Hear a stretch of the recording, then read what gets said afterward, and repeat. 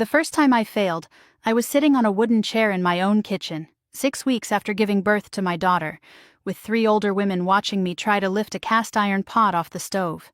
My hands were shaking, my back ached in a way I couldn't describe, and the oldest woman, my husband's grandmother, leaned over to my mother-in-law and said something in Pennsylvania Dutch I wasn't supposed to hear, but I heard it. She said, "She's not ready. He chose poorly." I was 20 years old. I had been a mother for 42 days. And in that moment, sitting in the kitchen I had scrubbed clean that morning, holding a pot I could barely lift, I understood that everything I had done since my wedding day was being measured, and I was failing. Before I tell you what that test was, what the second one looked like 2 years later, and why I eventually walked away from the only world I had ever known, let me introduce myself. My name is Martha, and this is Hannah the Amish Girl, the channel where I share the truths my community would never let me say out loud. If you want to understand what Amish life is actually like behind the bonnets and buggies, hit that subscribe button. It's free, and it tells me you want more of these stories. And in the comments below, tell me, did you know that Amish wives are tested after childbirth? I read every single one. If you want to go deeper, the full Amish Insider Guide is in the description. Let me explain what most people outside our world don't understand. In Amish communities, a wedding doesn't make you a wife. Not really. It makes you a bride. And there's a difference. The wedding ceremony is the beginning of your evaluation, not the end of it. You're being watched from the moment you say your vows, and the watching never really stops. But there's one specific window when the watching becomes intense, formal, and absolutely consequential. That window is the 6 weeks after you give birth to your first child. In my old order district in Lancaster County, we called it Die Wushabet, the week bed. Officially, it's a period of rest. 6 weeks where the new mother stays mostly indoors, recovers from childbirth, and bonds with her baby. That's the version you'll read in tourist books. That's the version the bishop describes if an outsider ever asks. But the real version, the one every Amish woman knows in her bones, is something else entirely. It's a test. And the people grading you are the older women in your husband's family. Here's how it works. During those 6 weeks, female relatives rotate through your home. Your mother-in-law comes first. Then your husband's grandmothers, his aunts, his older sisters. They bring food, they hold the baby, they wash your dishes. To an outsider, it looks like beautiful community support, and in some ways it is. But while they're in your home, they're observing everything. How clean is your kitchen? How quickly does your milk come in? Does the baby cry too much? Does the baby cry too little? Are you healing well, or are you complaining? Are you grateful, or are you proud? Is your husband still respected when he walks into a room, or has marriage softened him? Every observation gets reported back, not in a meeting, not officially, but in whispers at quilting bees, at church meals, in the buggy on the way home from a wedding. By the time the 6 weeks ends, the verdict is in. And the verdict shapes your standing in the community for the rest of your life. I didn't know any of this when I married Jonas. I was 19. He was 22. We had courted for 7 months, and I thought I understood what was coming. Cooking, cleaning, raising children, attending church every other Sunday. I was prepared for the work. Nobody told me about the test. Nobody told me what they were measuring or how to pass. My daughter was born in late March on a cold Tuesday morning. The midwife came at 3 a.m., and by sunrise I was a mother. Jonas held the baby first. Then his mother arrived from down the road. She had been waiting. By that afternoon my own mother came too, and the 2 grandmothers stood on opposite sides of my bed like sentries, both smiling, both watching. The first week I was too exhausted to notice anything but the baby. She nursed constantly. She slept in short bursts. My body felt like it had been broken open and put back together wrong. My mother-in-law came every morning at 6. She cleaned my kitchen before I was even out of bed. She made breakfast for Jonas. She folded the laundry I hadn't gotten to. And every morning she would stand in my doorway holding a cup of coffee and say in that gentle voice that had a knife inside it, "How are we feeling today, Martha?" We. Not you. We. I learned later that this was a signal. The we meant she was speaking for the family. The we meant my answer was being recorded. If I said I was tired, I was weak. If I said I was fine, I was lying, and lying was worse than weakness. The correct answer, the answer I didn't know existed, was something like, "The Lord is good. The baby slept well. Jonas had a hot breakfast." A deflection. An offering. Praise for everyone except yourself. I didn't know the script. So week after week I gave the wrong answers. By week 3 I noticed something shifting. The visits became shorter, the smiles became thinner. My sister-in-law Rebecca, who had been kind to me at my wedding, stopped staying for coffee. My mother-in-law started bringing her own dish rag from home, as if mine wasn't clean enough. Jonas came home one evening and asked me very quietly if everything was all right between me and his mother. I said yes. He said, "She thinks you're struggling." I said, "I just had a baby." He looked at the floor for a long time and then said, "She thinks you're not grateful." That word, grateful. In Amish culture, gratitude isn't a feeling, it's a performance. And I had been failing the performance for 3 weeks without even knowing the curtain was up.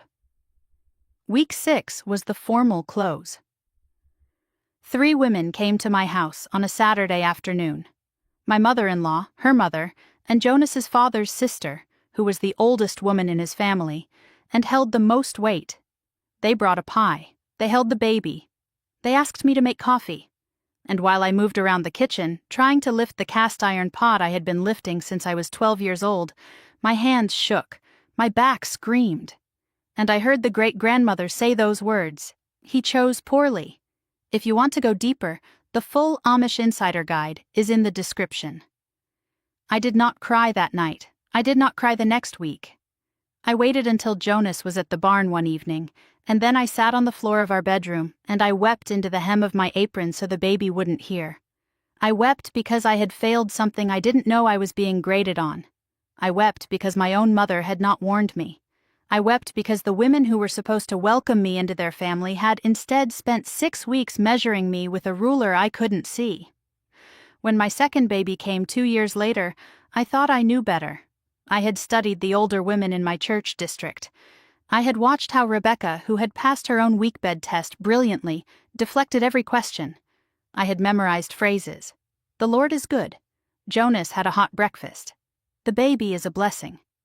I rehearsed them like prayers. My son was born in June. The weekbed began the next morning. My mother-in-law arrived at 6, and I was ready. For the first 3 weeks I performed beautifully. I gave her the deflections. I praised Jonas at every meal. I never said I was tired. I never said the baby had cried for 4 hours the night before. I smiled until my face hurt. But here's what I didn't understand. The test isn't only words. It's also the body. And my body after my second birth was not healing the way it had the first time. I had what an English doctor would later tell me was a postpartum complication that needed actual medical care. But in the weekbed, you don't see a doctor. You see the midwife who delivered you, and only if she's already coming. You don't complain. You don't ask for help. You endure. By week 4, I was bleeding more than I should have been. I knew it. I didn't say it. I was so determined to pass the test that I let my body break down rather than fail again. One afternoon, I fainted in the kitchen with the baby in my arms. My mother-in-law caught him before he hit the floor. The midwife came that evening. She told me I needed to rest, really rest, and that if the bleeding didn't slow, I would need to go to the hospital in town. An Amish woman going to an English hospital during the weekbed is a kind of public failure. Everyone would know, everyone would talk. I went. I had to. And when I came home 3 days later, the verdict was already in. I had failed the second test even worse than the first. Not because I had been ungrateful this time, but because I had been too proud to ask for help when my body needed it. That's what they decided. Not that the system had no room for honesty. Not that the test itself made it impossible to admit weakness. They decided I had been proud. Hochmut, the greatest sin. The whispers started at the next church Sunday. I felt them before I heard them. The older women didn't sit near me at the meal. The younger women didn't ask me to hold their babies. Rebecca, my sister-in-law, who had been warming back up to me, cooled again. And Jonas, my Jonas, who had built our bed with his own hands, and who had whispered to me on our wedding night that he didn't know what he was doing either, Jonas began to look at me differently. Not with cruelty, with disappointment, which is worse. If you want to go deeper, the full Amish Insider Guide is in the description. I want to be very clear about something here because I know how this sounds. The women who tested me were not evil women. My mother-in-law was not a villain. She had been tested too, decades earlier, by her own mother-in-law. And her mother-in-law had been tested before that. The weak bed evaluation is not something one cruel woman invented. It's a system that has been passed down through generations of women who all survived it themselves and who genuinely believe it makes the community stronger. They believe a wife who can't pass it will struggle later. They believe the test is a kindness. They believe they are protecting the family. But here's what I've learned since I left.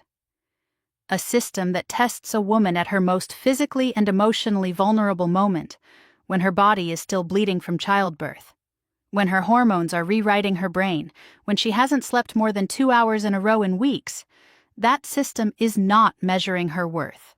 It's measuring her ability to perform under conditions designed to break her, and then it punishes her for breaking. I knew an Amish woman in our district named Anna. She had 3 children, and she passed her weak bed test all 3 times. She was held up in our community as the model of what a young wife should be: calm, grateful, strong. Years later, after I had left, I found out that Anna had spent 2 decades on a kind of homemade nerve tonic that she made from herbs in her garden, because the only way she had survived those 3 weak beds was by quietly numbing herself for 6 weeks at a time. The model wife. The one we were all supposed to imitate. She had passed the test by chemically removing herself from her own body. And I think about the women who don't pass. Not just me. There were others in our district. A woman named Esther who failed her first week bed and was quietly considered a disappointment for the next 30 years. A woman named Lydia, whose husband was told by his father that he should have waited longer to marry. A woman named Katie, my own cousin, who failed her week bed so badly that her mother-in-law moved into her home for an extra month afterward to help, which everyone understood meant to teach her the lessons she should have already learned. Failing the week bed doesn't get you shunned. It's not that public. It's quieter than that. It just changes how you're spoken to for the rest of your life. The older women correct you a little more. Your husband's family invites you a little less. Your children, when they grow up, hear the whispers about their mother and absorb them. The cost is invisible from the outside and inescapable from the inside. I left when my daughter was 4 and my son was 2. Jonas did not come with me. He had loved me, I believe, but he could not love a wife the community had marked. The shunning was immediate. My mother returned my letters unopened. My father came to the bus station once, stood 20 feet away from me, and did not speak. He left without looking back. I held my children, and I got on the bus, and I started over. In therapy, 3 years later, I learned a phrase that changed my life. My therapist told me, "Martha, what you're describing is not a tradition. It's a control mechanism wearing the costume of a tradition." I sat with that sentence for weeks, because the weak bed had always been described to me as care, as community, as the women of the family wrapping their arms around the new mother. And in some ways, in the warmest moments, it really was that. But underneath the warmth was always the watching. And the watching was never about love. It was about whether I deserved to belong.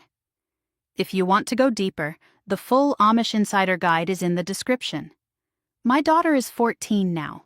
My son is 12. They will never lie in a wuchabet. They will never have 3 women rotate through their kitchen counting their failures. When my daughter has children someday, if she chooses to, I will sit beside her, and I will hold her hand, and I will say the words my own mother never said to me. "You are doing well. You are tired, and that is allowed. You are not being graded. You are becoming a mother, and that is enough. I want to say something to anyone watching this who grew up in a community, Amish or not, where womanhood was a test you didn't know you were taking, where the kindness of older women was always tied to your performance, where you learned to say the right words before you ever learned to feel the real ones. I see you. I know what it cost you to read those rooms. I know how tired you are from a lifetime of being measured. Your worth is not a score. Your body is not a report card. Your exhaustion after bringing a child into the world is not a character flaw. The women who tested you were tested too, and the women before them, and the women before them, and somewhere far back in the chain, somebody decided that a wife had to earn her place in her own family by performing through her own pain. That somebody was wrong. Quietly, generationally, devastatingly wrong. I failed the week bed twice. I am not ashamed anymore. I failed a test that should never have existed. And the day I finally understood that, the day I stopped trying to pass, was the day I began to actually become the woman I am now. Not a graded wife. Just a person, tired and healing and free. If this story moved you, leave me a comment and tell me what part stayed with you. Tell me if you grew up with a test like this in your own life, in any form, in any culture. I want to hear your story. And if you want to keep hearing the truth from behind the prayer cap, subscribe to Hannah the Amish Girl. There's so much more I haven't said yet.